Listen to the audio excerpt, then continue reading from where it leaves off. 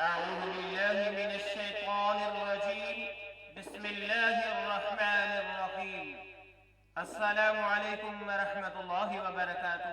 لمحہ القرآن میں خوش آمدید۔ آج آپ کی خدمت میں ایک بہترین حدیث کے ساتھ پیش ہو رہے ہیں۔ خود بھی سنیں، عمل پیرا ہوں، دوست احباب کے اندر صدقہ جاریہ سمجھتے ہوئے شیئر بھی کریں۔